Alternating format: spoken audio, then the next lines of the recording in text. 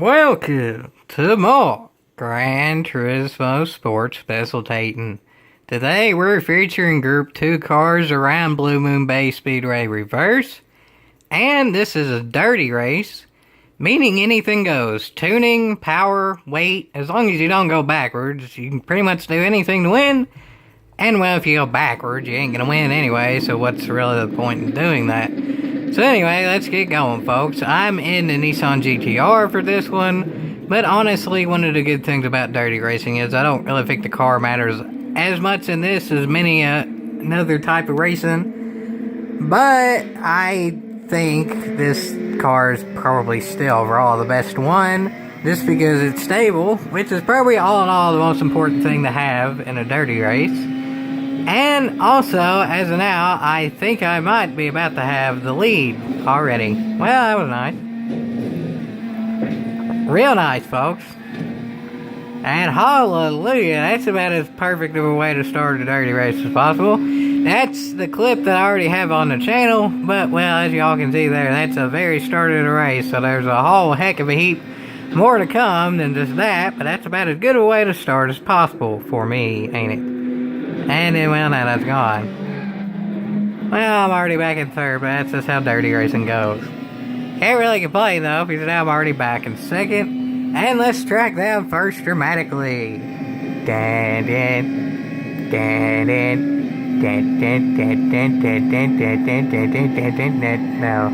Well, I wasn't really expecting that to happen exactly, because in theory the Group 2 cars are probably about the grippiest you're going to get.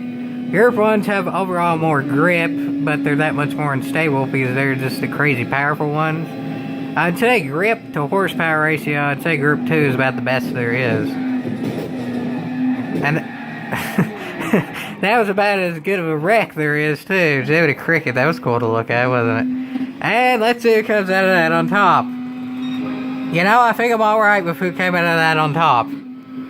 That Dorito 44 and the rest of them, maybe not. Y'all might recognize that name as well. That's really about the only driver left in Dirty Endurance Racing League who seems to actually race anymore in this game. At least in dirty racing. So that's something, ain't it? But nonetheless, again, can't really complain because I am still in the lead, kind of, maybe. I don't know. Probably not for much longer. Well then. I'm still pretty picky good at dirty racing. I just wrecked the whole pack like 3 times in a row. So, you know, yeah, I'm going to take that one. I am in second there, but I am closing in on the leader quicker than Lickety Split. Jiminy Cricket, quicker than I could even change to it. I'm already in the lead again. Okay then, that went as good as it could have gone, really. Back in the lead. Looking like I can block the other two pretty good for now. They're still not ahead. I'm not exactly looking the dandiest, but I was able to wreck the field in the process. If I'm going to go down, I may as well make everyone go down if I do that too. And I think quite a few people went down there. That's the way to go in dirty racing. If you can save it, do it, but if not, just go ahead and wreck everyone you possibly can, because why not? But I actually missed that guy, so that guy's now in the lead by a whole heck of a heap. Boost is on. Boost ain't quite as powerful as it was in GT6, but it still works fine. And also, it works doubly on an oval, because draft is very important on an oval as well. So, whatever, it's perfectly fine for this. And that wreck was perfectly fine as well. For entertainment. Not sure about that one, folks. The leader just wrecked on his own there. So, I could have come out of that a little bit better. That was another chain reaction wreck that just the driver in the lead there happened to miss. So let's put it in the cinematic camera for now, because now it's sort of a catch-up type thing. Everybody's probably going to start racing relatively nice, because who's in the lead there actually has a decent lead there. Generally, that's how it goes in dirty racing. If one person starts to run away, they actually start racing nicer in general on the back just to catch that leader. And really, second's kind of up there, too. Nobody's all that necessarily close in the big draft line. It doesn't mean anything yet, because it's still pretty early in the race, but they want to make sure they don't really mess up, either. And, well, I don't think they did. Another cool thing about this course, too, is its layout being the reverse. is it's pretty much equal wall riding versus not wall riding on that last turn. So there's different ways in which to do it depending on what the other cars around you are doing, which is another bit of strategy there, which is cool. That was also cool. Well, first has stayed in first for longer than first generally stays in first in a dirty race. And still is for Jiminy Cricket's sake, but I think not for long. Maybe. Kind of. Well, whatever, there's a wreck there, and that changes some things up, and in a good way for me at least. For Jiminy Cricket, I kind of did the same thing I did that one time when the camera didn't catch up in time, but whatever. Camera didn't catch up in time, but y'all can still tell that I did a pretty good up and under there that results in me being in the lead. I'm fine with that. I'd say I've led about as much as anybody this race, and I've stayed relatively consistently in the front. I saved that about as good as I could, but I ain't really consistently in the front. Now I am, if I can avoid that. Yeah, I might come out of that in third, in theory. But in reality, not quite. Well, whatever, I try, but the leaders are trying to wreck each other, so eventually that probably means I will end up in the top bit. May not be third, but I prefer to actually be better than third, and that's definitely a possibility, especially if these two wreck each other. It says that it looks like they kind of are trying to. They're not going downright as hard as they can to wreck each other, but it does look like they're sort of kind of trying to make a move on each other to do something. And that was kind of something. That was more something, and that was completely something. Well, nice move there, and now that driver has a pretty firm lead. I think that driver may have actually won it at this point, maybe.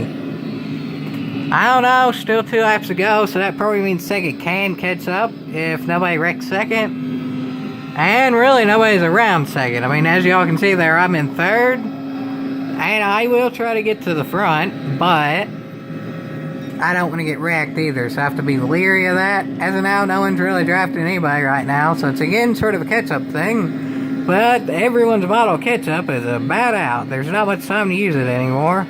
It looks like second will end up catching up to first, but catching and passing, even in dirty racing, is a completely different thing. So let's see who can make the best move on each other. And remember, I'm in third, so it could work out good for me. The first two wreck each other, and then I just come sailing on past for an easy win.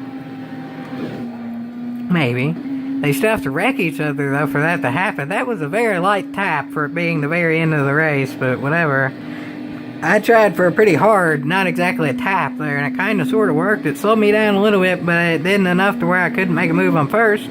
Because, well, I did, and it kind of sort of worked, but now I'm probably just going to try to do an up and under. Nope.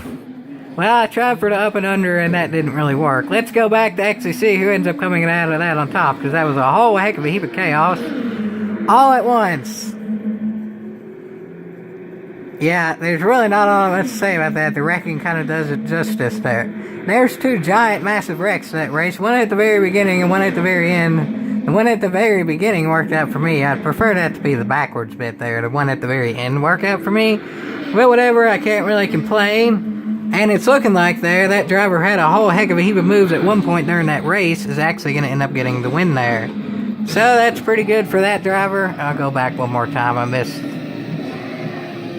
As you can see there, that driver was able to suck and drive, sweep, and really about all of the things I can say there, that driver did it. To avoid all the wrecks there, who was actually in the lead for quite a while there, till, well, that happened. Dropped pretty far back, but then dropped pretty far back to the point of I had just enough room to get by everyone else wrecking. So I'd say that driver played it about perfect. I don't know if that was intentional or not, but nonetheless, good job to Apple Pop 007. I don't recognize that name, but nonetheless, if that was intentional, that was pretty much perfect driving there. Was able to do enough sweeping to not get wrecked when everybody caught up to him, and still stayed at a point in which could actually slow down enough to avoid the wrecks when they did happen, so it didn't involve him the second time around. But it may have not been intentional, and that may have been just a completely lucky win, but either way, it definitely was entertaining to watch, and that's most definitely worth a yeehaw. And then I'm in fourth at all that. So, yeah, I'd say that is a yeehaw.